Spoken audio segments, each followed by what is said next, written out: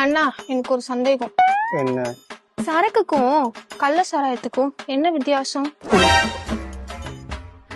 என்ன நம்ம குடிச்சது தூரத்துல நீ பாத்துட்டாலும், அதாவது கவர்மெண்டே காய்ச்சி ஊரறிய டாஸ்மாக்ல வித்தா அது சரக்கு. அதுவே கவர்மெண்ட்டுக்கே தெரியாம ஆள் வச்சு காய்ச்சி ஊருக்கு வெளியில வித்தோம் ஏன், அதுதான் கள்ள சாராயம். ஓ, அப்புறம் எதுக்கு கவர்மெண்ட் விக்கிற டாஸ்மாக்ல குடிச்சிட்டு வண்டி ஓட்டினா 10,000 ரூபாய் ஃபைன் போடுறாங்க? அட, குடிச்சிட்டு வண்டி ஓட்டுறவன் செத்துறக்கூடாது பாரு, அதுக்காக தான்.